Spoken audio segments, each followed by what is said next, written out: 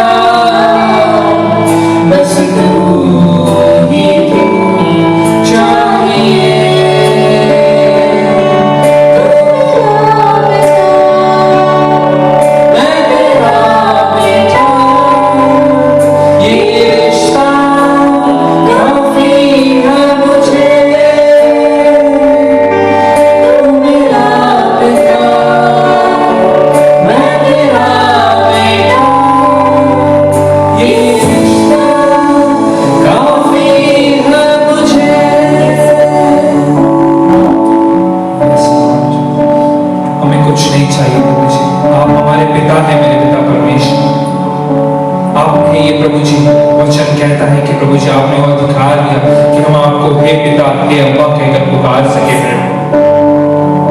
इस संसार में भटके हुए थे मेरे पिता परमेश्वर, लेकिन प्रभु जी आपने ये योग्य प्रभु जी अवसर दिया प्रभु जी कि हमने आपका नाम स्वीकार कर लिया मेरे पिता परमेश्वर। क्या वो समय था प्रभु जी हमें पता नहीं, लेकिन प्रभु हमने आपके नाम पे विश्वास किया प्रभु जी। इसके लिए धन्यवाद करते प्रभु जी कि आपने हमें चुना मेरे पिता परमेश्वर, और वो शांति दी जो संसार में भी मेरे प्रभु। वचन कहता है मैं तुम्हें अपनी शांति दे जाता हूं मेरे प्रभु जी। आपकी शांति हमारे हृदय में हमेशा राज करे प्रभु जी, क्योंकि आपके सिवा प्रभु जी हमारा कोई नहीं है प्रभु जी। हम आपको पहला स्थान दे हर एक बात में, ऐसा अनुग्रह करना प्रभु जी। इस संकट के समय प्रभु जी हम आपके साथ लिपटे रहे मेरे पिता प्रभु, ऐसा अनुग्रह करना मेरे पिता परमेश्वर। समय तैयार रहे मेरे पिता प्रभु, ऐसी दया करना मेरे पिता प्रभु जी। और हमारे इस शरीर के द्वारा आपके नाम की हमेशा महिमा होने पाए प्रभु जी, ऐसा अनुग्रह करना मेरे पिता प्रभु। हर एक बात के लिए धन्यवाद करते प्रभु जी। आपने हमारी स्तुति आराधना को ग्रहण किया प्रभु जी, इसके लिए धन्यवाद करते प्रभु जी। आगे का संपूर्ण समय आपके हाथों में सौंपते हैं प्रभु जी। आने वाले वचन को ब्लेस करना मेरे पिता प्रभु। हम केवल सुनने वाले न वरन उसमें चलने वाले बने प्रभु जी। हमारे पास्टर जी को पवित्र आत्मा से भर देना मेरे पिता प्रभु, ताकि सुनने वाले के हृदय छिद जाए।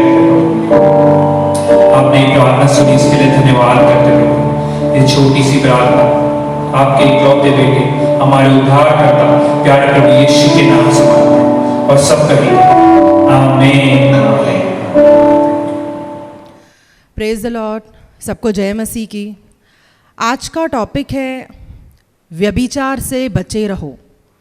अब ये व्यभिचार तो बहुत कॉमन सुनने में आता है कि ये तो हम विश्वासियों को अच्छे से पता है कि हमें व्यभिचार नहीं करना है, पर जिस हम अंत समय में चल रहे हैं, जो ये टाइम चल रहा है, ज़्यादा से ज़्यादा जो शैतान का टारगेट है वो लोगों को पवित्रता से गिराने का है। ज़्यादा से ज़्यादा लोग किसी भी गलत बातों में फंस रहे हैं, और किसी न किसी तरीके से गलत बातों में, चाहे फ़ोन के द्वारा देखिए या इंटरनेट के द्वारा देखिए, बातों के द्वारा देखिए, पहनावे के द्वारा देखिए, सुनने बोलने के द्वारा देखिए, अलग अलग तरीके से अच्छे भले विश्वासियों को हम देख रहे हैं विश्वास से पीछे हट रहे हैं और पाप में गिर रहे हैं। क्यों? ये जो थॉट्स हैं, हम बोलेंगे जो व्यभिचार के या किसी भी पाप के थॉट्स हैं, ख्याल आना पाप नहीं है, क्योंकि शैतान का काम है वो ऐसे ऐसे ख्याल आपके दिमाग में लेकर आएगा, लेकिन उन थॉट्स को रिसीव करके उन्हें इंजॉय करना और मौका मिलते ही उस पाप को पूरा करना, इसकी सज़ा मृत्यु है। तो शैतान तो हमेशा भरमाने के लिए और भटकाने के लिए विश्वासियों के लिए बैठा है कि वो सिंह के समान बैठा है, उस भेड़िए के समान बैठा रहता है कि कब किसी को, किसी विश्वासी को, किसी अच्छे विश्वासी को वो फाड़ खाए, वो वचन से गिराए। शैतान ऐसे क्यों चाहता है, वो ऐसे क्यों करता है, और ऐसे घिनौने पापों में वो लोगों को क्यों गिराता है? क्योंकि शैतान अच्छी तरह से जानता है कि उसके लिए जो जगह है, जो नर्क और वो अग्नि का कुंड है, जो शैतान और उसके दूतों के लिए बनाया गया है, कि जब वो समय आएगा प्रभु शैतान को और दूतों को उस नर्क के कुंड में डालेगा। इसके लिए वो नहीं चाहता कि जो प्रभु के लोग हैं वो पवित्रता में बने रहें, वो ईमानदारी के साथ प्रभु के वचनों के साथ बने रहें, सिधाई से मसीह में चलें। इसके लिए खास करके वो वही पाप विश्वासियों से कराना चाहता है जिसकी सज़ा मृत्यु है। ये बाइबल में डिक्लेयर है, क्योंकि वचन में लिखा है किसी भी मूर्ति पूजक का या किसी भी व्यभिचारी का स्वर्ग के राज्य में प्रवेश नहीं है। प्रभु ने कहा है इस देह को पवित्र रखो।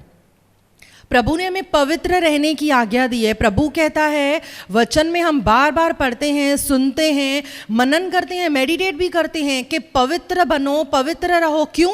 क्योंकि तुम्हारा बुलाने वाला पवित्र है।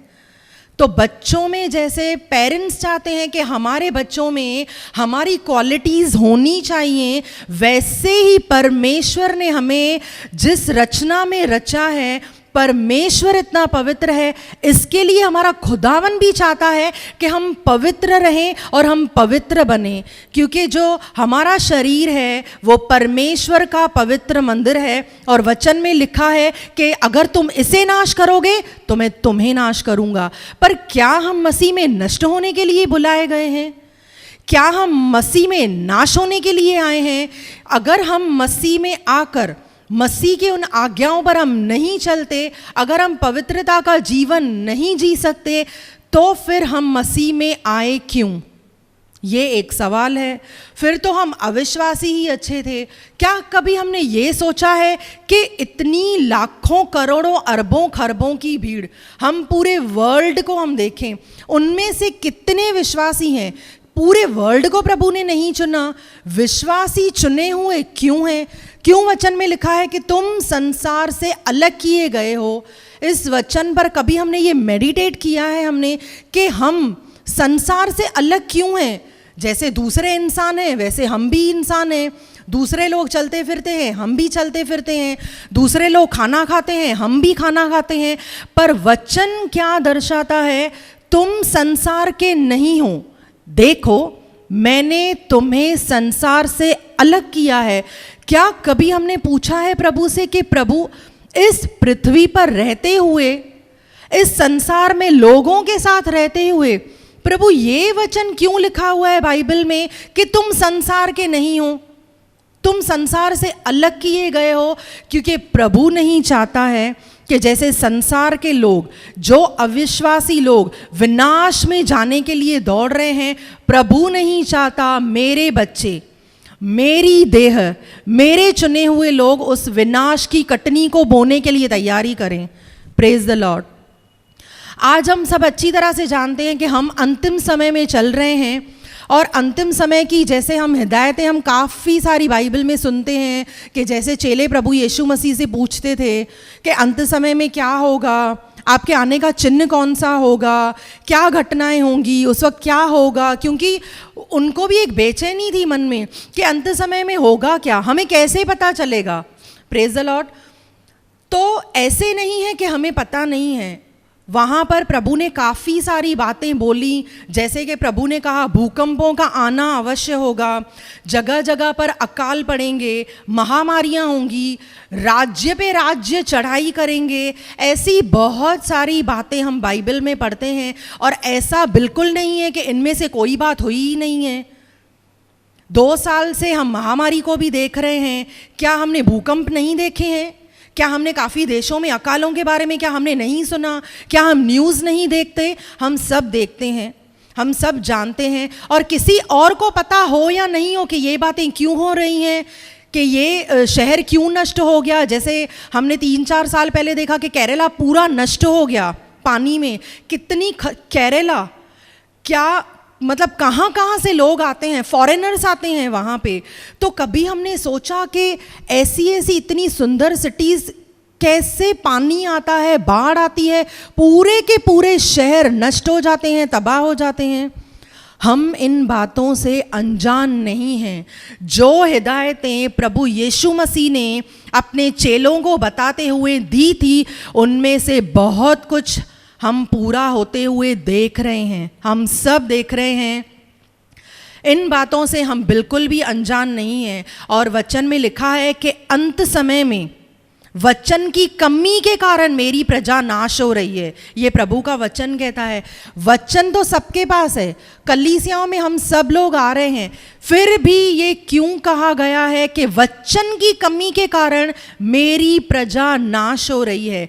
अभी कौन नाश होगा? जिसको वचन का अच्छे से ज्ञान होगा, जिनके बाइबल अच्छे से पढ़े हुए होंगे, जिनको पता है कि वचन में क्या लिखा हुआ है, क्या घटनाएं घटने वाली हैं, मसीह जीवन में हमें किस तरह से रहना है, मसीह जीवन हमें किस तरह से व्यतीत करना है।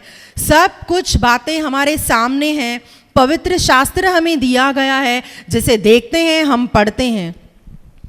उसके बाद भी विश्वासी, क्योंकि वचन प्रभु के बच्चों के लिए है, वचन विश्वासियों के लिए है। अविश्वासियों का वचन से कोई नाता नहीं है, अंधकार का ज्योति से कोई मेल नहीं है, विश्वास का अविश्वास से कोई भी नाता नहीं है। जिस अंतिम समय में हम चल रहे हैं, बहुत ही हम बारीकियों से इन वचनों पर हम मनन करें, हम मेडिटेट करें, हम देखें, हम समझें कि वचन में जो हिदायतें दी गई हैं, जो वार्निंग्स हमें दी गई हैं, हम सब पढ़ते हैं व्यभिचार नहीं करना है, नहीं करना है, और हम विश्वासी हम बोलते हैं कि हम तो व्यभिचार करते ही नहीं हैं। लेकिन क्या बाइबल में सिर्फ शरीर के व्यभिचार की बात है? शरीर का व्यभिचार शरीर को नष्ट करता है। आत्मिक व्यभिचार जो मूर्ति पूजा को दर्शाता है, वो हमारी आत्मा को नष्ट करता है कि हम परमेश्वर की पवित्र आत्मा से हम वंचित हो जाते हैं, क्योंकि केवल एक ही परमेश्वर है, उससे छोड़ हमें किसी और को नहीं मानना है। पर ये जो शरीर हमें परमेश्वर ने दिया है कि तुम पवित्र बने रहो, और अंत समय तक जो धीरज धरता रहेगा, जो पवित्रता में बना रहेगा, वही स्वर्ग में जाएगा, क्योंकि वचन में लिखा है बिना पवित्रता हम परमेश्वर को देख ही नहीं सकते। ऐसे ही हम वचन में पढ़ते हैं कि उसके मुख का दर्शन करके कोई जीवित नहीं रह सकता। Praise the Lord. तो ये विधियाँ, ये वार्निंग्स किसके लिए? अब ऐसे तो नहीं है कि ये सिर्फ जूने नियम में लिखा हुआ है और हम बोलेंगे कि हमें तो अभी नए नियम में चलना है, बट ज़्यादा से ज़्यादा वार्निंग्स जो हम देखें प्रभु यीशु मसीह ने नए नियम में दी हैं। प्रभु यीशु मसीह ने क्या कहा? तुम सुन चुके हो कि व्यभिचार नहीं करना, पर मैं तुमसे कहता हूँ अगर तुमने किसी के ऊपर कुदृष्टि डाली तो तुम मन में उससे व्यभिचार कर चुके। व्यभिचार करना तो दूर की बात है, बुरी नज़र से, चाहे स्त्री हो या चाहे पुरुष हो, किसी ने भी किसी को बुरी नज़र डालकर देखा तो वो व्यभिचार में काउंट हो जाएगा। जो हमारे नाम पे स्वर्ग में पुस्तक लिखी हुई है उनमें वो एंट्री हो जाएगी कि हमने ये व्यभिचार कर लिया। क्योंकि ये मैं नहीं कह रही हूँ, ये वचन में लिखा है कि प्रभु कहता है कि तुम सुन चुके हो व्यभिचार नहीं करना, पर मैं तुमसे कहता हूं अगर तुमने किसी के ऊपर कुदृष्टि डाली, ये सिर्फ मेल के लिए या सिर्फ फीमेल के लिए नहीं, दोनों के लिए है, कि अगर हमने किसी के ऊपर कुदृष्टि डाली मतलब हम मन में उसे व्यभिचार कर चुके, मतलब वो पाप हम कर चुके। कितना कितना क्यों प्रभु ने कहा संभाल के चलो, क्यों बार बार प्रभु ने चेलों से कहा, शास्त्रियों से, फरीसियों से, सदूकियों से सावधान रहो। हम जब बाइबल पढ़ते हैं 2-3 वचन ही भले हम पढ़ें, क्या गहराई से कभी हम देखते हैं, सोचते हैं कि ये जो वचन लिखे हुए हैं कितनी बार, कभी हमने काउंट किया है कि काउंटेबल है, कितनी बार लिखा हुआ है व्यभिचार से बचे रहो, व्यभिचार से बचे रहो, व्यभिचार से बचे रहो। क्यों? हम जितना जानते हैं हम कहते हैं कि हम व्यभिचार नहीं करते। ऑफ कोर्स एक अच्छा विश्वासी शरीर का व्यभिचार नहीं करेगा। वो अपने शरीर को बोलता है मैं नष्ट नहीं करता हूँ, वो बोलता है कि मैं आत्मिक व्यभिचार नहीं करता हूँ क्योंकि मैं केवल परमेश्वर की उपासना करता हूँ, मेरी आत्मा में परमेश्वर का आत्मा वास करता है। क्या दूसरे तरीकों से भी हम व्यभिचार नहीं करते? Praise the Lord. अब ये दूसरे तरीके कौन से हैं? तो आज का ये जो टॉपिक है व्यभिचार से बचे रहो, इस टॉपिक में हम 3 टाइप्स को देखेंगे, 3 टाइप्स को हम देखेंगे। जो पहला टाइप आता है उसमें हम देखेंगे पवित्रता को, जो दूसरा टाइप आता है उसमें हम देखेंगे व्यभिचार के बारे में, जो तीसरा टाइप आएगा उस तीसरे टाइप में हम देखेंगे स्वर्ग के राज्य को। क्योंकि अगर हम पवित्र हैं, अगर हम पवित्रता में बने रहते हैं तो हम व्यभिचार बिल्कुल नहीं करेंगे, और अगर हम पवित्र हैं, व्यभिचार से बचे रहते हैं, घिनौने पाप नहीं करते, तो जो 3rd स्टेप आता है स्वर्ग का, तो ही हमारी वहाँ पे एंट्री है, तो ही हम स्वर्गीय राज्य में प्रवेश कर सकते हैं। हालेलुया। तो आइए हम देखेंगे कि वचन हमें कैसे इंस्ट्रक्शन देता है और इन तीनों टाइप्स में हम कैसे जाने वाले हैं, कैसे प्रभु आज हमारी एंट्री करता है। हम वचन देखेंगे इफिसियों 5 उसका 3 से लेकर 6 तक हम वचन देखेंगे। हम देखेंगे, पढ़ेंगे वचन में क्या लिखा है। जैसा पवित्र लोगों के योग्य है, वैसा तुम में व्यभिचार और किसी प्रकार के अशुद्ध काम या लोभ की चर्चा तक न हो। तीसरे वचन में लिखा है, जैसा पवित्र लोगों के योग्य है। पवित्र लोग कौन है? प्रभु के लहू के अनुसार, उस उद्धार के अनुसार प्रभु हमसे कहता है, जैसा पवित्र लोगों के योग्य है। ये वचन हमारे लिए है, विश्वासियों के लिए है। वैसा तुम में व्यभिचार और किसी प्रकार के अशुद्ध काम या लोभ की चर्चा तक न हो। व्यभिचार के बारे में बताया गया है, अशुद्ध काम के बारे में बताया गया है और लोभ के बारे में बताया गया है कि ये काम करना तो दूर, इन सब कामों की, ऐसी घिनौनी बातों की हमारे बीच में चर्चा तक नहीं होनी चाहिए। हमें ऐसी घटिया बातों के जिक्र से भी परे रहना है, बिल्कुल दूर रहना है, क्योंकि इन बातों का हम विश्वासियों से दूर दूर तक कोई कनेक्शन नहीं है। दूर भागना है इन बातों से। लोभ करना मूर्ति पूजा के बराबर है। अशुद्ध काम हमें परमेश्वर से दूर रखते हैं, और व्यभिचार करके तो हम किसी हालत में हम स्वर्ग में जाना तो दूर की बात है। जो एक इंसान व्यभिचार करता है ना, अगर वो अपने पाप से मन नहीं फिराता है, वो इंसान नोट करे, उसकी प्रार्थना कभी नहीं सुनी जाएगी। नोट करिए, किसी न किसी ट्रबल में वो व्यक्ति हमेशा रहेगा, और हमेशा उस इंसान का एक ही सवाल रहता है कि क्यों आखिर सिचुएशंस, प्रॉब्लम्स मुझे छोड़ के जाती नहीं हैं, क्यों मैं किसी न किसी बातों में पड़ा ही रहता हूँ। एक प्रॉब्लम छोड़ के जाती नहीं है तो दूसरी, दूसरी जाती नहीं है तो तीसरी, आखिर क्यों? कहीं ना कहीं तो कोई गड़बड़ है। अब हम बोलेंगे व्यभिचार तो करते ही नहीं हैं, तो बातें क्यों सुनते हैं व्यभिचार की? फोन में हम क्या देखते हैं? लोभ क्यों करते हैं? वचन में लिखा है, लोभी परमेश्वर के राज्य में प्रवेश नहीं करेगा। और जो इंस्ट्रक्शन क्या दिए गए हैं, जैसे पवित्र लोगों के योग्य है, वैसा तुम में व्यभिचार और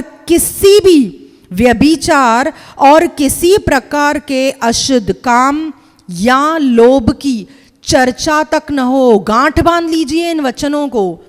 ये नहीं कहता है कि ये काम नहीं करने हैं, चर्चा तक नहीं करनी है, जिक्र तक नहीं करना है। मतलब सोचो कितनी बड़ी वार्निंग है कि करना, स्टेप्स उठाना तो दूर की बात है, चर्चा तक मत करो, सुनो भी मत। अगर कहीं पे दूर से पता चलता है कि यहां पर या वहां पर ऐसी कोई भी बात हो रही है, यूसुफ की तरह भाग जाओ। मौका मत दो शैतान को, क्योंकि पहले देखेंगे, फिर सुनेंगे, फिर इंटरेस्ट लेंगे, बातें कान में आएंगी, अशुद्धता मन में आएगी, वही बातें घूमती रहेंगी, चाहे लोभ या लालच की बातें हों। अशुद्धता में बहुत सारी बातें होती हैं, बहुत सारी। अगर पूरी तरह से आप ये जानना चाहते हैं कि कौन सी बातों से हम अशुद्ध हो सकते हैं, बाइबल आप सबके पास है, पढ़िए। लॉकडाउन का पीरियड है, सब घर में फ्री बैठे हैं, दूसरे सब काम लोग कर रहे हैं, पता नहीं क्यों बाइबल पढ़ना लोगों को बहुत कठिन लगता है। और किसके लिए है बाइबल? विश्वासियों के लिए है। बाइबल पढ़ना कठिन लगता है, आज प्रार्थना करनी कठिन लगती है, दूसरे सब काम हो जाते हैं, पर जो हमारा हथियार है ना प्रार्थना, जिससे हम बच सकते हैं, वो ही आज विश्वासियों से नहीं होती। इसके लिए ऐसी सिचुएशन में फंसते हैं। अगर हमारी प्रेयर सॉलिड है, कोई भी पाप हमें फंसा नहीं सकता। शैतान कभी भी हमसे डायरेक्ट पाप कराता नहीं है, वो सिर्फ उकसाता है, वो ख्यालों को लेकर आता है। लेकिन हम उन ख्यालों को जब रिसीव करते हैं, उन ख्यालों को, उन थॉट्स को लेकर एंजॉय करते हैं, और हम अपने आप को खुद पाप में गिराते हैं, हम नाम लेते हैं शैतान ने मुझसे पाप कराया। कहीं पे भी बाइबल में नहीं लिखा हुआ है, ध्यान से पढ़िए बाइबल को, सबके लिए है बाइबल। शैतान डायरेक्ट हमसे पाप कभी नहीं करा सकता, कभी नहीं। हम खुद डायरेक्ट पाप में गिरते हैं और हम परीक्षाओं में फंसते हैं, ऐसे ही हमसे पाप होते हैं। अब हम चौथा वचन देखेंगे, और न निर्लजता, न मूढ़ता की बातचीत, न ठट्ठों की, क्योंकि ये बातें हमें शोभा नहीं देती, वरन धन्यवाद ही सुना जाए। निर्लजता, बेशर्मी की बातें जो मसीह में हमें बिल्कुल भी आज्ञा नहीं देती हैं, कुछ भी बोलना, अपने मुंह से कोई भी वर्ड्स निकालना, इसी मुंह से परमेश्वर की आराधना करना, इसी मुख से प्रार्थना करना और इसी मुख से निर्लजता और मूढ़ता की बातें करना, ऐसी बातें जो वचनों के विरुद्ध जाती हैं। अगर ऐसी निर्लजता की हम बातें करते हैं, फिर हम बोलते हैं हमने कुछ किया थोड़ी, वो बोल रही थी मैंने तो सिर्फ बोल दिया। बोला मतलब क्या? उस बात को मैंने बोला तो मैंने अपने मुख से बोला और मैंने अपने मुख को उसके कार्य में लाया। बोलना मतलब क्या? वचन में लिखा है तुम अपनी ही बातों के द्वारा दोषी और अपनी ही बातों के द्वारा तुम निर्दोष ठहरोगे। तो सिर्फ बोलना क्या होता है, यही वार्निंग है। मेरे बोलने के द्वारा ही मैं दोषी ठहर सकती हूँ, मेरे बोलने के द्वारा ही मैं निर्दोष ठहर सकती हूँ। Praise the Lord. तो खाली मैंने ऐसे ही बोल दिया, अगर ऐसे शब्द अगर आज हम इस्तेमाल कर रहे हैं तो आज वचन हमारे लिए है कि प्रभु हमसे क्या कह रहा है कि सिर्फ बोलना, और क्या बोल रहे हैं, कौन सी निर्लजता की बातें हमारे मुख से निकलती हैं जो परमेश्वर का वचन कहता है कि शोभा नहीं देती। तो किसको वचन कह रहा है? क्या अविश्वासियों को?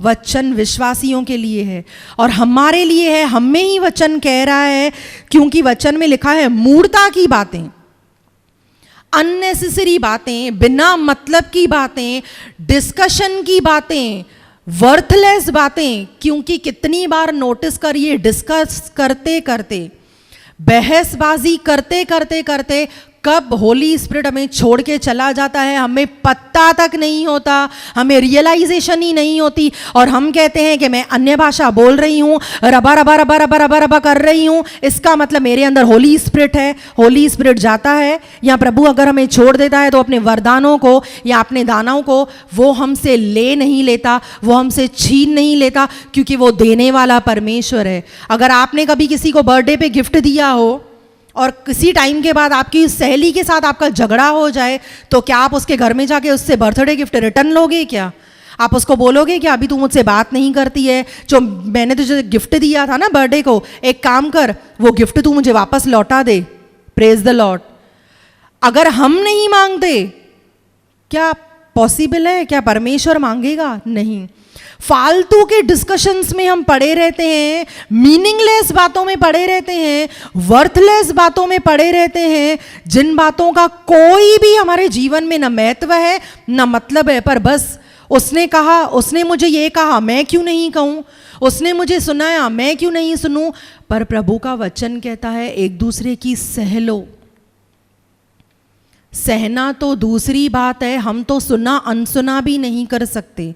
और कैसे कैसे ये काम कर कर के हम पाप में गिरते हैं, हम सोच भी नहीं सकते कि कैसे इन बातों के द्वारा शैतान हमारे जीवनों में अटैक करता है, और बातों के द्वारा, बोलने के द्वारा, सुनने के द्वारा, कार्यों के द्वारा हमसे पाप होते जाते हैं। और हम कहते हैं कि हम प्रभु में पवित्र हैं। हमें अपना जीवन तो चेक करें, क्या बोल रहे हैं, हमारे काम कौन से हैं, हम क्या कर रहे हैं, हमारी बातें कौन हैं, हमारी संगति किन लोगों के साथ में है। और वचन में लिखा है मूढ़ता की बातचीत, ठट्ठे नहीं उड़ाना है, कमिंग टू पास, किसी की वेयरिंग पे कमिंग टू पास करना। कोई इंसान काला है तो उसके कलर पे कमिंग टू पास करना, कोई मोटा है तो उसके हेल्थ पे कमिंग टू पास करना, अगर कोई अनपढ़ है तो उसके कम पढ़े लिखे होने पे कमिंग टू पास करना, अगर कोई आपके साथ बैठने के लायक नहीं है तो उसे नीचा दिखाना, ये परमेश्वर को मंजूर नहीं है और उसे पसंद नहीं है। अगर हम ऐसी भी किसी बात में हैं ना, अगर हम ठट्ठे उड़ाते हैं, अगर हम कमिंग टू पास करते हैं, अगर हम किसी को नीची नज़रों से देखते हैं, तो एक बार ऊपर स्वर्ग की ओर नज़र उठा के देखो, प्रभु यीशु मसीह के सामने हम क्या हैं। फिर भी उसने हमें चुना, हमसे प्रेम किया, अपनी संतान होने का अधिकार दिया। क्या हम योग्य थे? हम तो तुच्छ थे, वचन में लिखा हुआ है। लेकिन हमारे काम, प्रेज द लॉर्ड, वचन में लिखा है कि दूसरों को खुद से अच्छा समझो, खुद से अच्छा समझने की बात तो दूर है, हम तो अपने जैसा भी किसी को नहीं समझते। क्या हम किसी को खुद से अच्छा समझेंगे? क्या जो वचन में बताया गया है ऐसी क्वालिटीज़ हमारे अंदर हैं? Praise the Lord. अब ये देखिए, हमने ठट्ठों की बातें, आगे वचन में लिखा है क्योंकि ये बातें शोभा नहीं देती। किसको शोभा नहीं देती? ये बातें हमें शोभा नहीं देती। उसके बाद में लिखा हुआ है वरन धन्यवाद ही सुना जाए। Praise the Lord. सिर्फ प्रभु हमारे मुख से धन्यवाद सुनना चाहता है। हम उस धन्यवाद की भेंटों को तो हम उतना देते नहीं हैं जितना हमें देना चाहिए। प्रभु के उस समय को चोरी करते हैं, लेकिन वो काम जो प्रभु नहीं चाहता हम करें, हम वो भी काम इंजॉय कर करके करते हैं और हमें रियलाइजेशन तक नहीं होता, क्योंकि हम तो रिपेंट करना कभी का भूल चुके हैं। उसके बाद में वचन में लिखा है क्योंकि तुम यह जानते हो कि किसी व्यभिचारी या अशुद्ध जन या लोभी मनुष्य की जो मूर्ति पूजक के बराबर है, मसीह और परमेश्वर के राज्य में मिरास नहीं। मिरास मतलब विरासत। विरासत किसको मिलती है? जो वारिस होता है। वचन में लिखा है क्योंकि तुम जानते हो किसी भी व्यभिचारी की, अब हम बोलेंगे हम व्यभिचार नहीं करते, या अशुद्ध जन की, अब हम बोलेंगे हम तो अशुद्ध काम भी नहीं करते, या लोभी मनुष्य की। कितने कितने टाइप के लोभ अगर आपके अंदर भरे हुए हैं। लोभ बहुत सारे प्रकार के होते हैं। बाइबल पढ़िए, आपको उसमें पता चलेगा कि सिर्फ पैसे का लोभ ही नहीं है, और भी बहुत सारे लोभ हैं। अगर किसी भी ऐसे लोभ में, किसी भी ऐसी लालच में अगर आज कोई भी विश्वासी फंसा हुआ है, तो सुनिए वचन क्या कहता है। या लोभी मनुष्य की जो मूर्ति पूजक के बराबर है। हम कहते हैं ना हम विश्वासी मूर्ति पूजा नहीं करते, तो यहाँ पर लिखा हुआ है कि जो लोभ करते हैं, किसी भी तरह का लोभ रखते हैं, दूसरों से नकल करके वो डिज़ायर रखते हैं, जलन रखते हैं, वैसा लोभ रखते हैं, तो वो सब काम मूर्ति पूजा के बराबर हैं। और उसके बाद वचन में लिखा है मसीह और परमेश्वर के राज्य में मिरास नहीं। किसकी मिरास नहीं? ऐसे लोगों की जो ऐसे काम करते हैं, लोभ करते हैं, लालच करते हैं, मूर्ति पूजा करते हैं, मूर्ता की बातें करते हैं, ठट्ठे उड़ाते हैं, कमेंट पास करते हैं, अगर वचनों को दृढ़ता से नहीं लेते हैं, निर्लजता की बातें करते हैं, कुछ भी सोच समझ कर हम नहीं बोलते हैं, बस बोलते जाते हैं। ऐसे लोगों की स्वर्ग के राज्य में कोई भी मिरास नहीं है। मिरास यानी कि विरासत, मतलब ऐसे काम करने वालों की स्वर्ग के राज्य में कोई भी विरासत नहीं है। मतलब हम वारिस ही हम नहीं ठहरेंगे स्वर्ग के। तो फिर मसीह में क्यों आए हैं? Praise the Lord. अगर हम प्रभु के वचनों को सिधाई से ग्रहण नहीं कर सकते तो हम मसीह में क्यों हैं? अगर हम व्यभिचार से परे नहीं रह सकते तो हम मसीह में क्यों हैं? लोभ करते हैं, लालच करते हैं, ठट्ठा उड़ाते हैं, मजाक उड़ाते हैं दूसरे लोगों का, नहीं समझते हैं किसी के लिए, दुआ नहीं करते, प्रार्थना नहीं करते, संसारिक बातों में फंसे हुए हैं, तो फिर हम मसीह में क्यों हैं? क्यों प्रभु ने हमें बुलाया है? क्यों प्रभु ने हमें चुना? अगर हम संसार में ही रहना चाहते हैं और इन सब बातों से अगर हम इतनी प्रीति रखते हैं, तो फिर हम मसीह में रहने के योग्य नहीं हैं। चाहे वचन आज हमें कितना भी कड़वा लगे, लेकिन सच यही है कि इस अंतिम समय में हम चल रहे हैं। तो इस अंतिम समय में हमारी कितनी तैयारी है अपने आप को पवित्र रखने की? कौन सी तैयारी है? हम अपने आप को व्यभिचार से दूर रखें। जैसे व्यभिचार के कितने टाइप होते हैं। देखिए, हम आंखों से किसी पे कुदृष्टि डालते हैं, उसको बुरी नज़र से हम देखते रहते हैं, वो एक व्यभिचार है। हमारा पहनावा, एक स्त्री को कौन से कपड़े पहनने के लिए प्रभु ने कहा है, वचन में लिखा है स्त्री का शरीर ढका हुआ रहना चाहिए। हमारी वेयरिंग कौन सी है? अगर मेरी वेयरिंग ऐसी वर्स्ट है कि सामने वाला बंदा अगर मुझे देखकर पाप में गिरता है तो उसके लिए अकाउंट परमेश्वर को मुझे देना पड़ेगा, उसको नहीं, क्योंकि उसे पाप में गिराने वाली मैं हूं।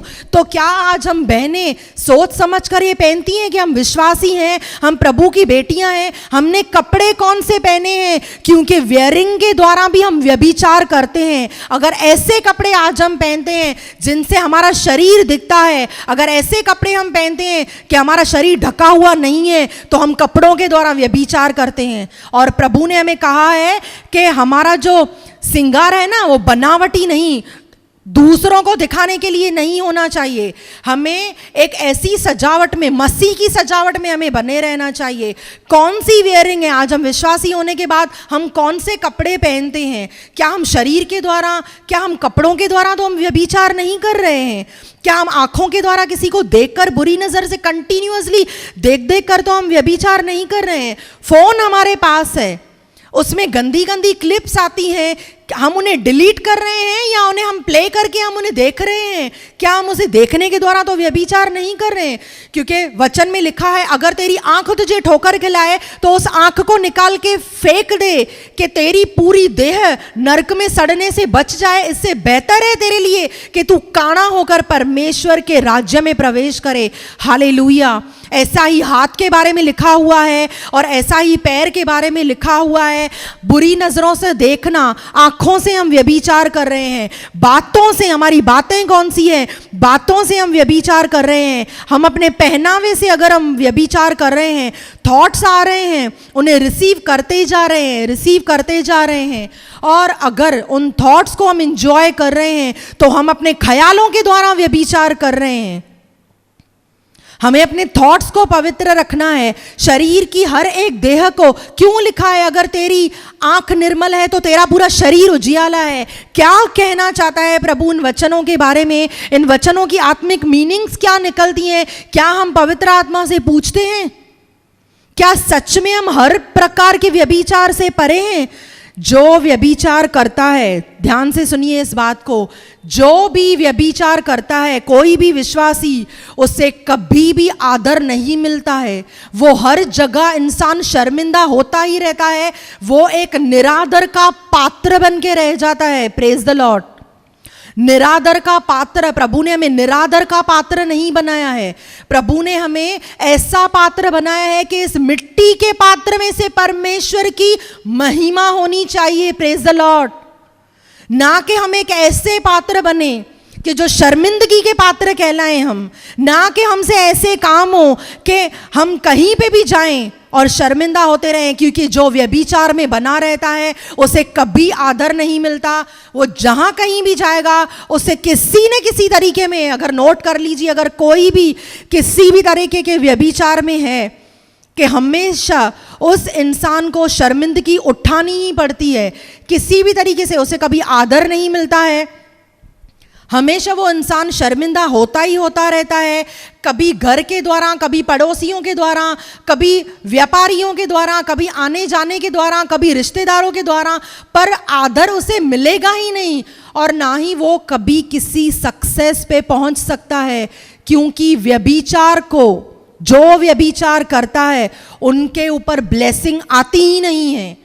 फिर चाहे हम कितने भी उपवास कर लें, चाहे हम कितनी प्रार्थना कर लें, या चाहे हम 40 दिन के उपवास में चले जाएं, कोई भी फायदा नहीं है कि इतने उपवास करके हम प्रभु से बोलेंगे क्यों प्रभु मेरी प्रार्थना सुनी नहीं जा रही है। इतने उपवास करने से बेहतर है अपनी एक गलत आदत से तौबा करके उस आदत से पीछे हटो कि प्रभु आज के बाद मैं नहीं करूंगा। आंखों से व्यभिचार किया है, नहीं करूंगा। कपड़ों के द्वारा किया है, प्रभु नहीं करूंगी। थॉट्स के द्वारा किया है तो प्रभु नहीं करूंगी। मन में उन बातों को लेकर आई हूं तो प्रभु मैं नहीं लेकर आऊंगी। किसी भी द्वारा, फोन है हमारे पास है, फोन को किस तरीके से यूज कर रहे हैं। Praise the Lord. अगर फोन के द्वारा किया है तो ऐसे फोन से बेटर है, ऐसा हम स्मार्टफोन यूज करके क्या करेंगे जो फोन हमें पाप में गिरा रहा है। ऐसे तो फिर नॉर्मल छोटा मोबाइल अच्छा है, कम से कम पाप में तो नहीं पड़ेंगे। क्या क्या देख रहे हैं आज हम मोबाइल में।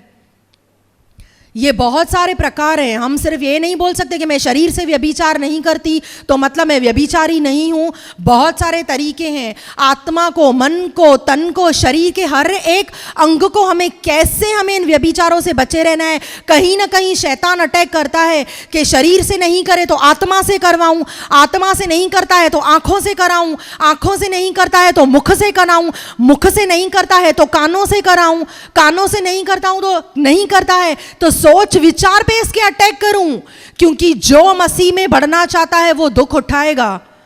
बढ़ना चाहते हैं अगर हम तो कोई ना कोई ऐसी प्रॉब्लम, और शैतान का टारगेट कौन है? उसका टारगेट विश्वासी हैं। अविश्वासियों से उनका कोई भी उसका नाता ही नहीं है, क्योंकि वो तो वैसे भी विनाश की ओर जा रहे हैं, तो उनको भरमा के भटका के करेगा क्या।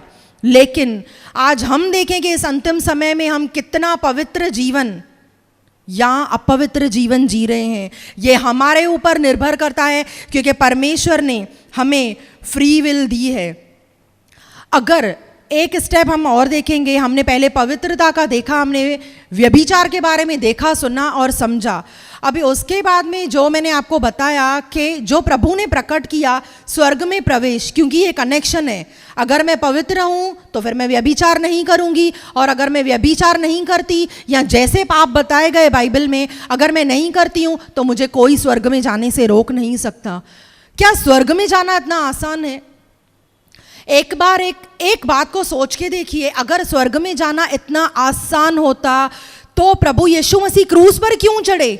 परमेश्वर पिता और कोई योजना बना था ना हमारे लिए, और कोई भी रास्ता निकाल सकता था। वहीं से एक आकाशवाणी हो जाती थी या एक भविष्यवाणी हो सकती थी कि नाम लेकर प्रभु हमें बुला था कि तू मेरा चुना हुआ है, तू मेरी चुनी हुई है, तुम स्वर्ग में प्रवेश करने के लिए तुम बुलाए गए हो। क्यों प्रभु यीशु मसीह क्रूस पर कुर्बान हुए? क्योंकि वचन में लिखा है बिना लहू बहाए पापों की क्षमा नहीं है। हमने अपना लहू नहीं बहाया है तो जिसने बहाया है, क्या उस लहू की कदर हम उतनी करते हैं जितनी हमें करनी चाहिए? कौन सी बातें कर रहे हैं? जानबूझ के लोगों को रीस दिलाना, फ़ोन पे लोगों को तंग करना, एक दूसरे के मज़े लेना, अल चल ठीक है तो क्या हुआ कर लेती हूँ। क्या हम विश्वासियों को ये बातें शोभा देती हैं? क्या वचन में लिखा है कि हमें ऐसी हल्की बातों में चलना है? क्या वचन हमें इन बातों की आज्ञा देता है? कितने सारे पाप लिखे हुए हैं। हम कहते हैं हम मूर्ति पूजा नहीं करते, हम व्यभिचार नहीं करते, डिक्लेयर है हम तो स्वर्ग में जाएंगे। अगर स्वर्ग में जाना इतना आसान होता तो प्रभु यीशु मसीह हमारे लिए क्रूस पर नहीं चढ़ता। अगर स्वर्ग में जाना इतना आसान होता तो वचन में ये नहीं लिखा होता कि सकरा है वह मार्ग जो उस उजाले के द्वार पे पहुंचता है, जो स्वर्ग की ओर जाता है, और बहुत कम से कम लोग हैं, बहुत थोड़े लोग हैं जो उस सकरे मार्ग से प्रवेश कर रहे हैं। चौड़ा है वह मार्ग जो विनाश की ओर जाता है, और बहुत सारे लोग हैं जो उस विनाश के उस मार्ग पे, उस चौड़े मार्ग पे चल पड़े हैं और उस विनाश के द्वार के लिए वो अपने कदम बढ़ाते जा रहे हैं। प्रभु ने वचन में कहा कि सब हे प्रभु करने वाले मेरे साथ स्वर्ग के राज्य में प्रवेश नहीं करेंगे। क्यों? क्योंकि आज हम पवित्र नहीं हैं। क्यों? क्योंकि हम पवित्रता वाला जीवन शायद जीना ही नहीं चाहते। तो क्या हुआ, थोड़ा ये कर लिया तो क्या हुआ, थोड़ा वो कर लिया तो। ये थोड़ी थोड़ी बातें कब बड़ी बातों में बदल जाती हैं, कब परीक्षाओं में आते हैं, कब पाप करना हमारी हैबिट हो जाती है और हम रिपेंट करना भूल जाते हैं। और किस टाइप के फिर व्यभिचार विश्वासियों से होते हैं, ये हर एक विश्वासी अपने आप को जांचे, अपने आप को परखे। जो उद्धार हमें मुफ्त में मिला है, हमें मुफ्त में मिला है, हमने कोई कीमत नहीं चुकाई है, लेकिन किसी ने कीमत चुकाई है उस उद्धार के लिए। अपने उद्धार को व्यर्थ मत करो, अपने उद्धार की इंसल्ट मत करो। उस उद्धार की जिसने अपना पवित्र लहू बहा के, जिसने खुद को देकर हमें उद्धार दिया है, उस उद्धार की कदर करो। घुटने पे आके हम रोएं नाक रगड़ के और हम प्रभु से क्षमा मांगें कि उद्धार पाने के बाद भी क्या हमने वो किया है जो बाइबल दर्शाती है? क्या आज हम वैसा जीवन जी रहे हैं? क्या वैसे वैसे पाप हैं जो हमें नहीं करने हैं? क्या हम क्या कर रहे हैं? आज हम कितना पवित्र जीवन जी रहे हैं? अब हम बोलेंगे ये सब तो हमने पढ़ा, हाँ ठीक है, पवित्रता के बारे में पढ़ा, अब हम पवित्र भी रहेंगे, हमने व्यभिचार के टाइप देख लिए, हम किसी तरह का व्यभिचार भी नहीं करेंगे, स्वर्ग में जाना हमारा कंफर्म है। इसके बाद एक खतरनाक वचन हम सबके लिए, ये 3 वचन हमने देखे। कौन से वचन देखे? इफिसियों 5 का 3, 4 और 5। अब मैं 6ठा वचन पढ़ने जा रही हूँ, ध्यान से सुनिए वचन में क्या लिखा है।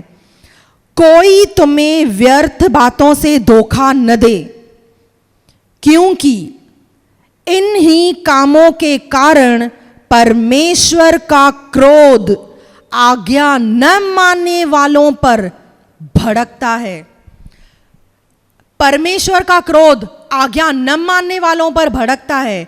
आज्ञाएं किसके लिए हैं? विश्वासियों के लिए हैं, चुने हुए के लिए हैं।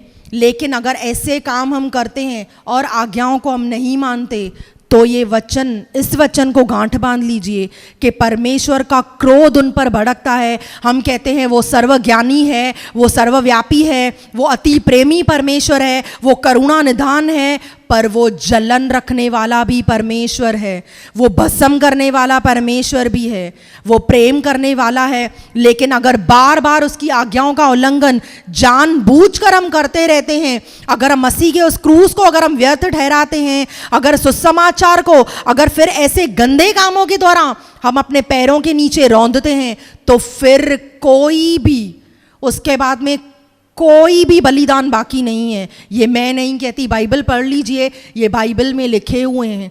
अब हम सोचें कि कितना हमारा पवित्र जीवन है, क्या हम पाप कर रहे हैं, नहीं कर रहे हैं, और हमारा जीवन कौन सा है, हम ये देखें। और देखकर हम अपने आप से बातें करें। दूसरों को जज करने की कोई भी ज़रूरत नहीं है कि हम प्रभु से मांगें कि वो पवित्र जीवन जीने की प्रभु हमें वो ताकत दे, वो सामर्थ्य दे, चाहे आज हमने कितने भी गलत काम किए हैं। आइए एक छोटी सी दुआ करते हैं और हम प्रभु से मांगते हैं। खुदावन धन्यवाद करते हैं मेरे प्रभु परमेश्वर, आज के इस वचन के द्वारा प्रभु जो आपने हमें 3 टाइप दिखाए प्रभु जी। जो आपने कहा व्यभिचार से बचे रहो, आपने कहा पवित्र बनो, आपने कहा तभी तुम स्वर्ग राज्य में प्रवेश करोगे। हमें ऐसे काम नहीं करने खुदावन कि हम आपके क्रोध के लिए प्रभु जी, हम आपके क्रोध को प्रभु हम अवसर दें मेरे खुदावन। सच में मेरे प्रभु पर हम वही काम करें मेरे प्रभु जी जो वचन में हिदायतें आज्ञा दी हुई हैं मेरे खुदावन प्रभु जी, आपको प्रसन्न करने वाले। और पवित्र आत्मा आपसे वो पवित्रता के हम वरदान मांगते हैं खुदावन। एक बार फिर अपने पवित्र लहू से हम सबको धो के शुद्ध कर। अगर आज कोई किसी भी गलत बातों में है मेरे प्रभु जी, तो खुदावन मैं विश्वास करती हूँ प्रभु इस वचन के द्वारा प्रभु जी आज आपने उन्हें प्रभु हर एक गलत बात से निकाल दिया प्रभु। इस वचन को हम सब मिलकर रिसीव करते हैं प्रभु, आपका धन्यवाद करते हैं मेरे प्रभु जी। सारी महिमा आदर प्रभु हम आपको देते हैं खुदावन। हम घटे आप बढ़ें, धन्यवाद के साथ ये दुआ प्रभु यीशु मसीह के नाम से करते हैं, सुन पिता, आमीन। इन वचनों के द्वारा प्रभु हम सबको बहुत आशीष दे। God bless you.